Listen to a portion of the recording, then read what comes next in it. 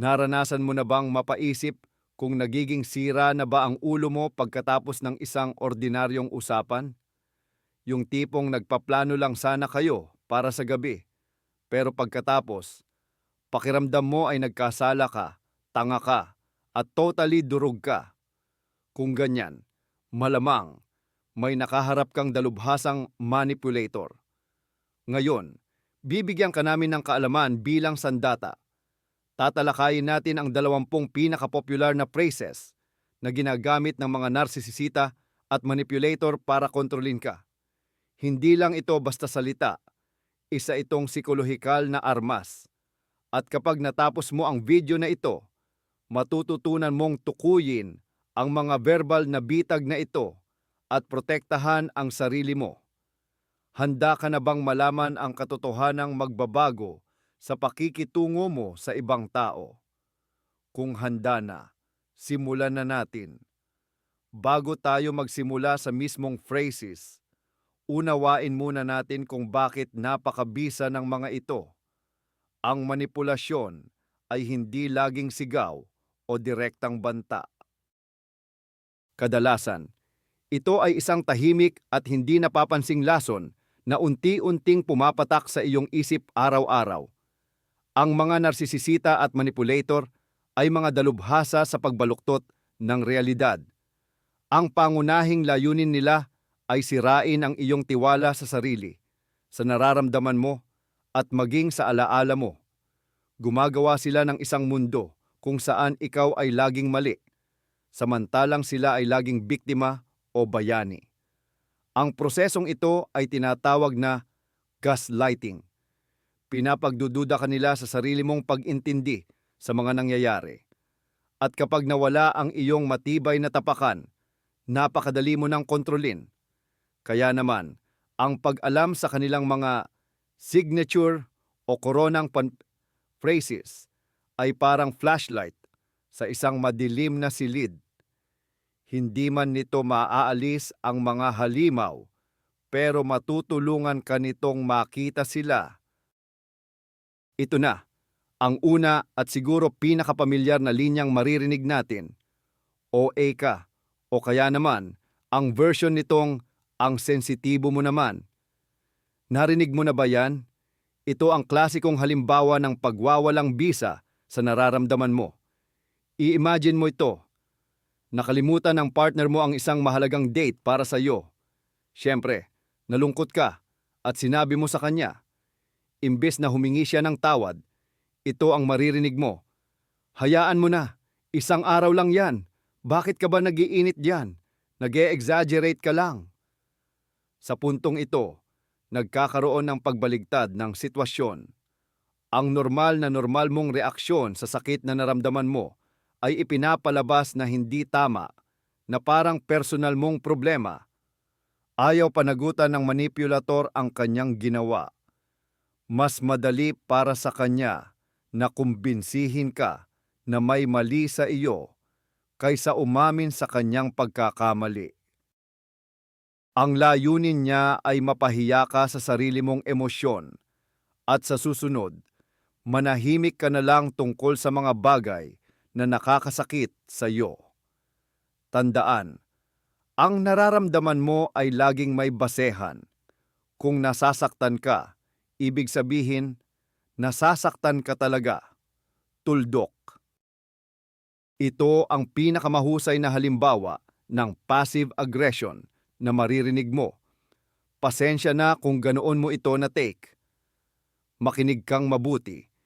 Hindi ito isang paghingi ng tawad. Isa itong paraan ng pagsasalin ng sisi sa iyo. Ang tunay na paghingi ng tawad. Ganito ang tunog. Patawarin mo ako. Mali ang ginawa, sinabi ko.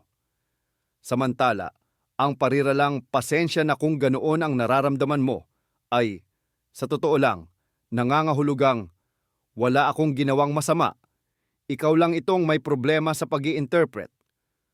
Halimbawa, nagbitaw ang isang tao ng matalim na biro na ikinasama ng loob mo. Kapag nagreklamo ka, ito ang isasagot niya sa iyo.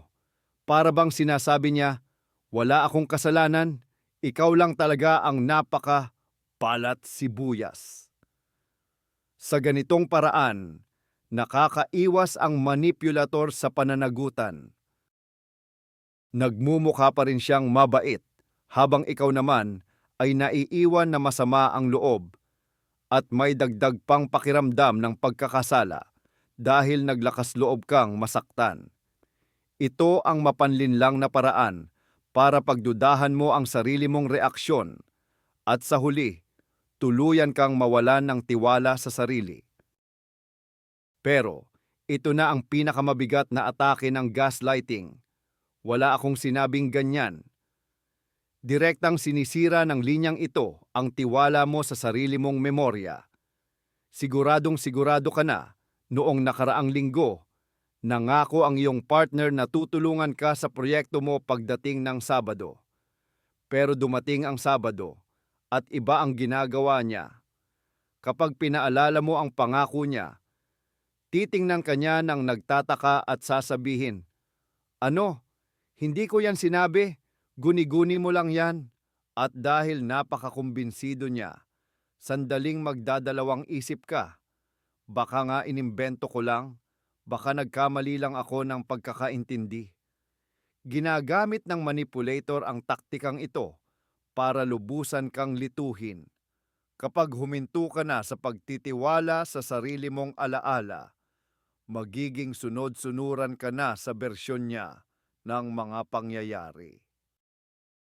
Isa itong napakalakas na instrumento ng pagkontrol na dahan-dahang bubura sa pagkatao mo at papalitan ito ng pagkatao na mas komportable para sa manipulator.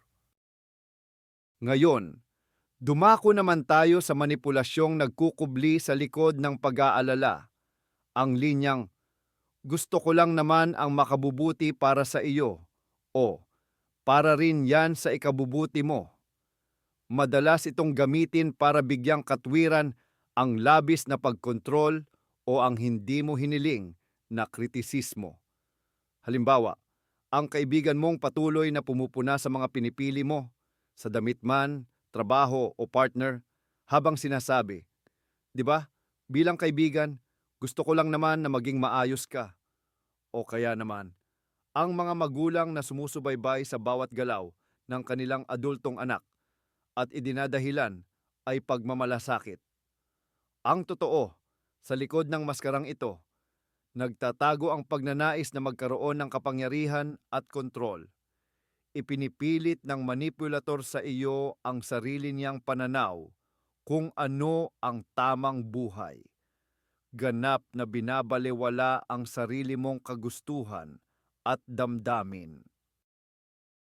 Kapag nagtangka kang tumutol, agad kanilang aakusahan ng kawalang utang na loob kasi nga raw, siya ay nagmamalasakit pero hindi mo ito pinapahalagahan.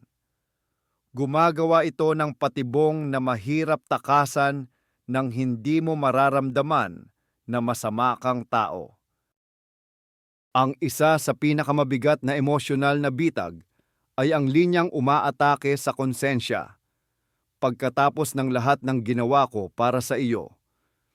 Sa pamamagitan ng linyang ito, ginagawa ng manipulator ang lahat ng nakaraan niyang ginawa, kahit pa simpleng bagay lang, na parang isang utang na loob na hindi mo na mababayaran.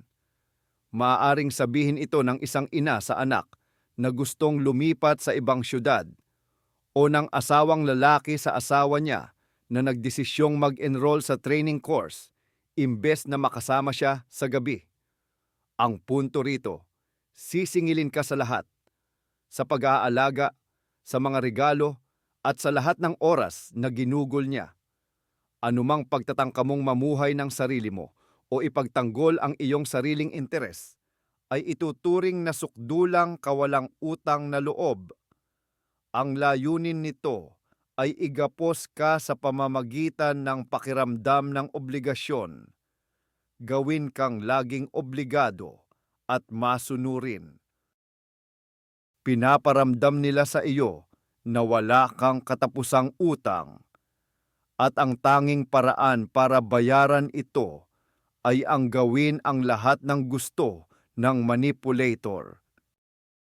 Narito naman ang isa pang pako sa ataol ng iyong katinuan, ang linyang, guni-guni mo lang yan. Ang pariralang ito ay maituturing na nakababatang kapatid ng total denial, na hindi ko sinabing yan. Mas banayad at mas mapanlin lang ito. Hindi nito tuluyang itinatanggi ang pangyayari, pero kinu-question nito kung paano mo ito binibigyang kahulugan. Halimbawa, napansin mong lumalandi ang iyong partner sa party. Kapag kinumpronta mo siya, ang isasagot niya ay, "Hala, guni-guni mo lang yan. Nag-uusap lang kami ng maayos kung ano-ano na ang nakikita mo." O kaya naman, may masakit na sinabi ang boss mo sa harap ng buong departamento at pag nag-usap kayo, nang kayo lang, sasabihin niya, "Akala mo lang yon, joke lang yon." Dahil sa linyang ito, mapipilitan kang isipin na mali ang interpretasyon mo sa realidad, na masyado kang sensitibo, seloso, o nagpaparanoid. Sa paglipas ng panahon, titigil ka sa pagtitiwala sa iyong intuwisyon at instinct na siyang pinakapangunahin mong pananggalang. Ngayon, ito naman ang linyang sadyang tatama sa iyong pagpapahalaga sa sarili. Walang iba ang magmamahal sa iyo, o sino ba namang kukuha sa iyo. Ito ay direktang verbal na pang-aabuso, na ang layunin ay ipamukha sa iyo ang iyong pagiging walang kwenta at ang pag-iisip na siya lang ang kakaiba. Ipinapakita niya ang sarili niya bilang ang tanging tao sa buong mundo na kayang tiisin ang lahat ng iyong kakulangan. Ginagawa niya ito para matakot kang umalis, para ang pag-iisip pa lang na makipaghiwalay ay magdulot na sa iyo ng matinding kaba. Lumilikha ang manipulator ng ilusyon sa iyong isip na sa labas ng relasyon na ito, tanging kalungkutan at pag-iisa lang ang naghihintay, at wala nang iba ang magpapahalaga sa iyo. Nagbubunga ito ng matinding pagkadepende. Kumakapit ka na sa taong ito, hindi dahil sa pag-ibig, kundi dahil sa takot. Natatakot kang mapag-isa dahil naniwala ka na mayroon kang depekto o may sira ka. Isa itong kasinungalingan. Ang tanging layunin ng kasinungalingang ito ay ang ganap na kontrolin ka sa pamamagitan ng takot. Ang susunod na punto sa ating listahan ay ang klasikong paglilipat ng sisi o ang linyang, "Ikaw mismo ang nag-udyok sa akin." Kadalasan, lumalabas ang linyang ito matapos ang matinding pagsiklab ng galit, panlalait, o kahit pisikal na pananakit. Gumagawa ng hindi katanggap-tanggap na aksyon ang manipulator at pagkatapos ay idedeklara nilang ikaw ang may kasalanan. Halimbawa, kung hindi ka nakipagtalo sa akin, hindi ako sisigaw ng ganyan, o kaya, ikaw mismo ang humingi niyan dahil sa asal mo. Sa ganitong paraan, nagiging biktima ng sitwasyon ang agresor. Kunwari, siya lang ang napilitan, samantala, ang totoong biktima ang siyang nagiging salarin sa nangyari. Ito ay isang kahindik-hindik na pagbabaligtad ng katotohanan. Hindi lang nito inaalis ang lahat ng responsibilidad sa manipulator, kundi pinipilit pa nitong hanapin ng biktima ang ugat ng masamang ugali ng agresor sa sarili nila. Nagdudulot ito ng matinding pagsisisi sa sarili, self-blame, at pagsubok na ayusin ang sarili para hindi na raw ma-provoke ang agresor. Isang bagay na, siyempre, imposible namang gawin. At ito na ang isang banta o ultimatum na nagtatago sa likod ng pag-ibig. Kung mahal mo talaga ako, dapat at susundan niya ng kahit anong hiling ng manipulator. Iiwan mo ang mga kaibigan mo, ay magre-resign ka sa trabaho mo, o ibibigay mo sa akin ang password ng cellphone mo. Napakatusong pamamaraan nito. Ang pag-ibig na dapat ay walang kondisyon, unconditional, ay ginagawa nilang isang bagay na pwedeng ipagpalit o negosasyon.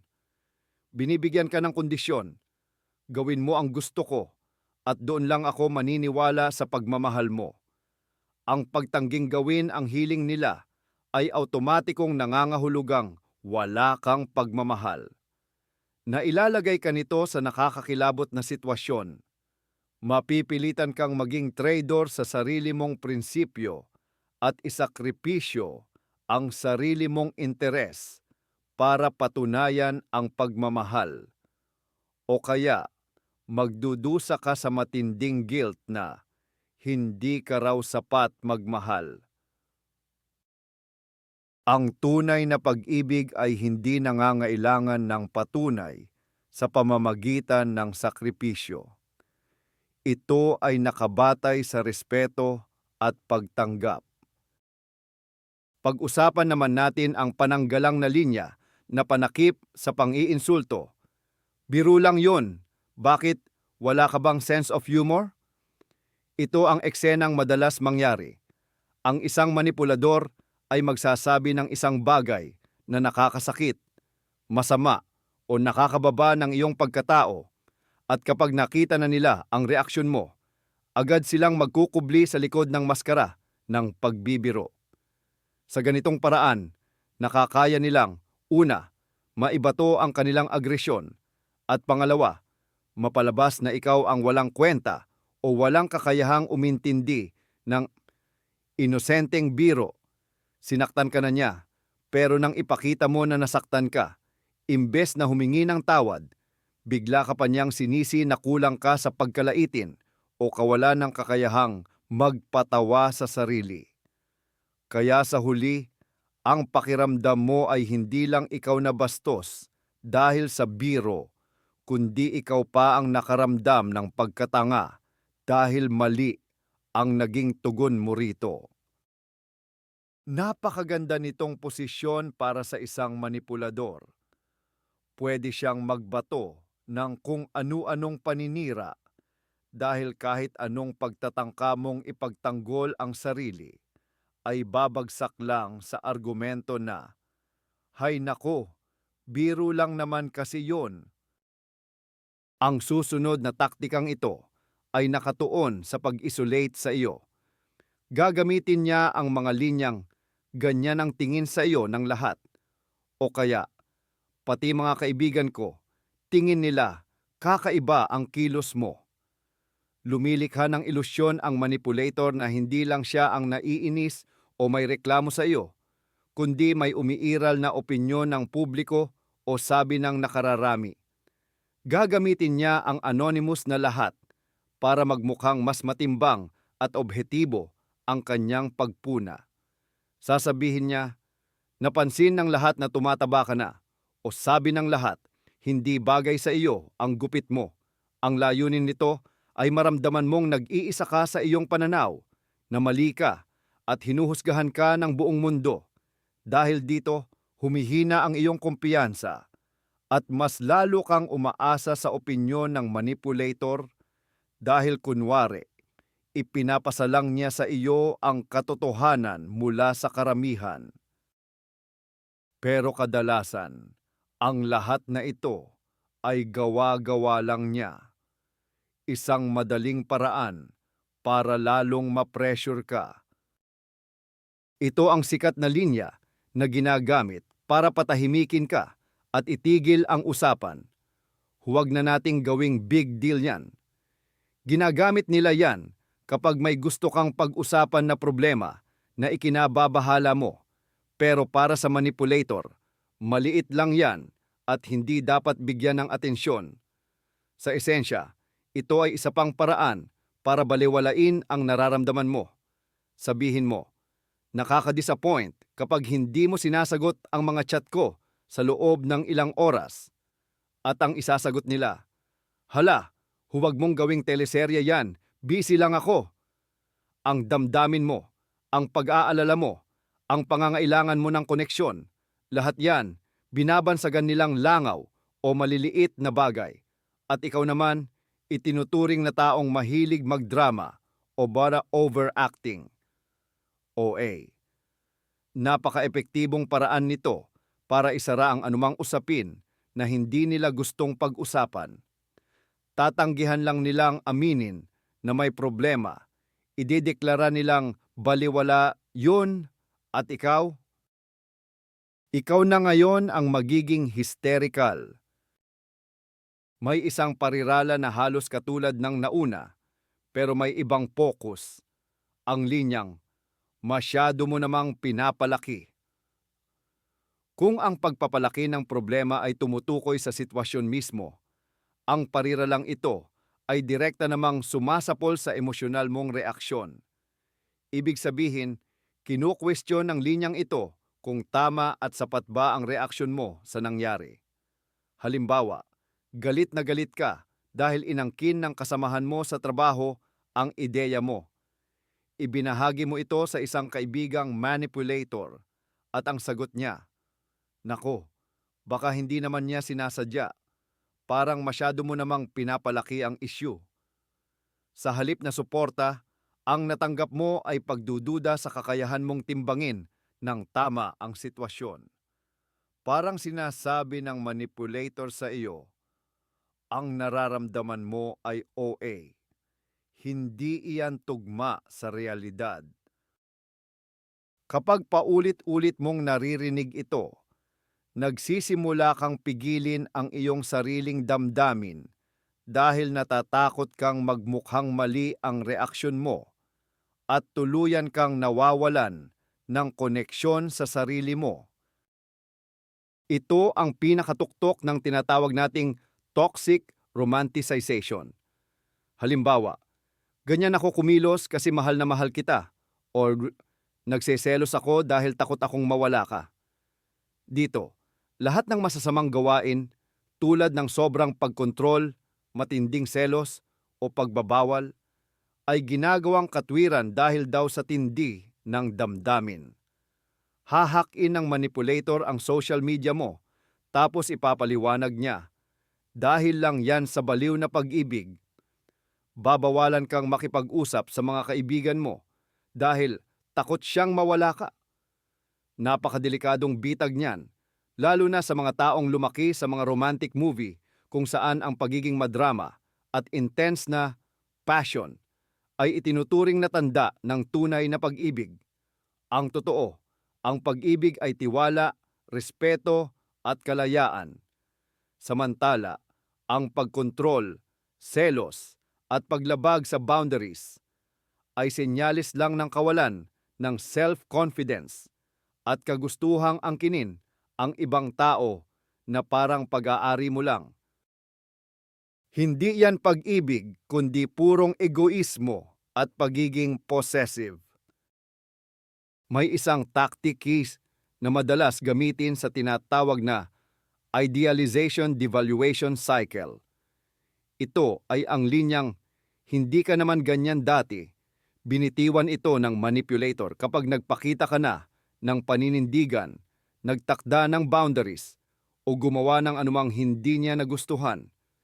Para bang ipinipilit niyang ibalik ka sa perpektong imahe na binuo niya sa isip niya noong umpisa ng relasyon ninyo. Halimbawa, sasabihin niya, dati ang gaan-gaan mo kasama at masaya, pero ngayon, lagi ka na lang may reklamo. Ang totoong ibig sabihin niyan ay, dati, convenient ka at sunod-sunuran, pero ngayon, nag-umpisa ka nang ipaglaban ang sarili mo at ayoko niyan. Ang layunin niya ay paulanan ka ng guilt dahil nagbago ka at pilitin kang bumalik sa lumang behavior na madali para sa kanya. Hindi ikaw ang tunay na ikaw ang namimiss niya, kundi ang fantasy niya tungkol sa iyo at hinihingi niyang sundin mo ang fantasy na iyon. Ito ay isang passive-aggressive na paraan para iwasan ang responsibilidad. Ang linyang "bahala ka" ay binibitawan na parang nagbibigay pa sila ng napakalaking pabor sa iyo. Halimbawa, gusto mong magdesisyon tulad ng pag-aaral o pagpapalit ng trabaho. Nagtanong ka sa partner mo para humingi ng opinyon, pero imbis na makipag-usap, ang isasagot lang niya ay "bahala ka." Sa isang banda, para bang binibigyan ka niya ng kalayaan sa pagpili. Pero ang totoo, tinatanggal niya ang sarili niya sa anumang pananagutan sa kahihinatnan. At dahan-dahan siyang nagpapahiwatig na hindi niya gusto ang pinili mo. Kung magtagumpay ka, huwag kang umasa na matutuwa siya para sa iyo. Pero kung pumalpak ka, tuwang-tuwa siyang sasabihin, "Sabi ko na eh." Ito ang paraan niya para maging ligtas. Hindi ka susuportahan, pero sisiguraduhin niyang may pagkakataon siyang magreklamo at mag-ugat sa hinaharap. Hindi ito pagpayag. Ito ay isang tahimik na paghatol. Mayroong isang napakasimple pero napaka-epektibong paraan ng pag-iwas sa usapan. Ang linyahang, "Huwag muna natin yang pag-usapan ngayon." Ikaw ay naghahangad na talakayin ang isang mahalaga at nakakabagabag na isyu. Ngunit ang manipulator ay patuloy na ipinagpapaliban ang diskusyon. "Pagod ako. Hindi ito ang tamang oras." O kaya naman, "Mamaya na lang." At ang mamaya na yan, hindi na kailanman darating. Ito ang tinatawag na stonewalling. Ang manipulator ay tahasan lang na tumatanggi sa inyong dialogo. Bakit ito gumagana? Dahil mahalaga sa iyo ang problema at gusto mo itong malutas, kaya ikaw ay naiiwang nakabitin sa ere. Kinokontrol niya ang mismong posibilidad ng pag-uusap at hawak kanya sa leeg. Siya ang nagdedesisyon kung kailan at ano ang pag-uusapan ninyo. Inaalis nito ang karapatan mong magsalita sa relasyon at nagpapakita na ang iyong damdamin at mga problema ay walang halaga sa kanya. Ang pinag-uusapan lang niya ay kung ano ang komportable para sa sarili niya. Ngayon, dumako tayo sa pinong paraan ng pang-uudyok. Huwag mong sasabihin na galing sa akin to, ha? Pero, ang linyang iyan ang karaniwang simula ng tachismis at pang-iintriga. Ang manipulator ay maghahatid sa iyo ng negatibong impormasyon tungkol sa isang ikatlong tao. Madalas, kakilala ninyong pareho at magkukunwari siyang sikreto lang ito. Ang layunin ng diskarting ito, na tinatawag na triangulation, ay sirain ang inyong samahan at maglagay ng pagitan sa inyo ng ibang tao. Pinuputaktika niya laban sa isang tao o kaya naman, ibabalita niya sa iyo ang umano'y masasamang sinabi tungkol sa iyo. Sa ganitong paraan, nagiging siya ang nag-iisang mapagkakatiwala ang pinagmumulan ng balita at siya na ang tanging daan para makipag-ugnayan ka. Nakukuha niya ang kontrol sa daloy ng impormasyon at sa kung paano ka makipag-ugnayan sa iyong paligid. Naghahasik siya ng kawalan ng tiwala at pagkakawatak-watak, habang siya naman ay nananatili sa sentro ng lahat, tila nagmamanipula sa likod ng tabing. Ito ang paraan niya upang ihiwalay ka at palakasin ang kanyang halaga at kapangyarihan sa iyong buhay. Narito pa ang isang linyang nagpapataas sa manipulators habang ikaw naman ay pinabababa. Ako lang ang nagsasabi sa iyo ng totoo. Gumagawa siya ng imahe na parang siya ay isang matigas, ngunit matapat na tagapagsabi ng katotohanan. Hindi siya tulad ng iba na mapagkunwari dahil hindi siya natatakot na ihagis sa iyo ang mapait na katotohanan. Natural lang, ang katotohanan na ito ay laging bumabatikos sa iyo.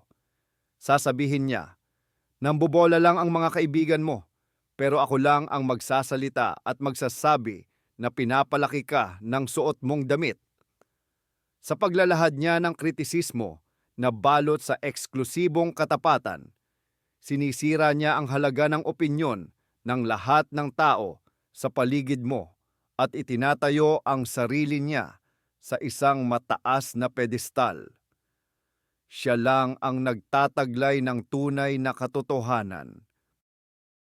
Dahil dito, nagdududa ka sa suporta ng mga mahal mo sa buhay at mas lalo ka pang nagtitiwala sa sinasabi ng manipulator na sa totoo lang ay paraan niya lang para magyabang at itaas ang sarili niya sa pamamagitan mo.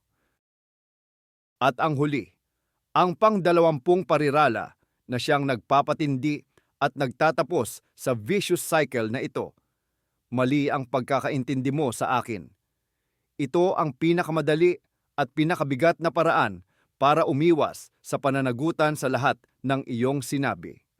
Kadalasan, ang taong gumagamit nito ay sadyang magsasabi ng isang bagay na malabo o kaya naman ay talagang nakakasakit.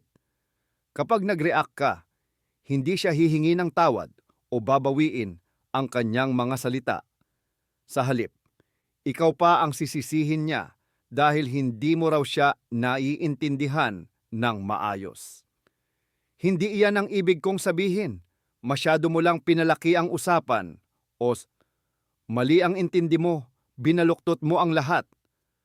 Ang responsibilidad para sa maayos na komunikasyon ay biglang ibinabato na sa iyo. Hindi siya ang nagkamali sa pagbuo ng ideya, kundi ikaw daw ang nagkamali sa pag-unawa. Ang taktikang ito ay nagbibigay daan sa manipulador na magsalita ng kahit na ano at umatras sa salita anumang oras na idadahilan ang iyong katangahan o masamang pag-iisip.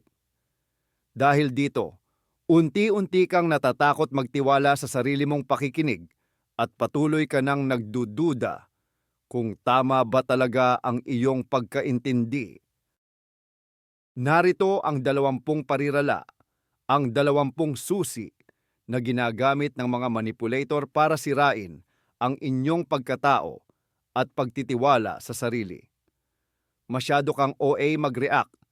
Pasensya na kung ganyan ang pagkaintindi mo. Hindi ko sinabi hayan. Sa likod ng bawat isa sa mga linyang ito ay ang matinding pagnanais na kontrolin kayo, takasan ang pananagutan, at pahinain ang inyong pananalig sa sarili. Ang pinakamahalagang bagay na dapat mong maunawaan, hindi ikaw ang problema. Normal lang ang iyong nararamdaman. Hindi ka nagkakamali sa iyong alaala. Ang iyong reaksyon ay tama at sapat. Ang pagkilala sa mga pariralang ito, ang una at pinakamahalagang hakbang tungo sa paglaya, para itong pag-iilaw sa isang madilim na silid. Ngayon, nakikita mo na ang tunay na nangyayari at hindi ka na isang biktima, kundi isang taong alam ang mga patakaran ng nakakalason na larong ito at marunong na lumabas dito. Salamat sa inyong panunood hanggang sa huli. Kung naging kapaki-pakinabang ang videong ito, pakiusap, mag-iwan ng like at mag-subscribe sa channel para hindi mapalampas ang iba pa naming pagtalakay. Ngayon, may tanong ako sa inyo. Alin sa mga pariralang ito ang pinakamadalas mong narinig sa buhay mo? O baka may parirala kaming nakaligtaan na isa ring malakas na sandata ng manipulator? Ibahagi ang inyong kwento sa comments section. Ang inyong karanasan ay makakatulong sa iba na maunawaan na hindi sila nag-iisa.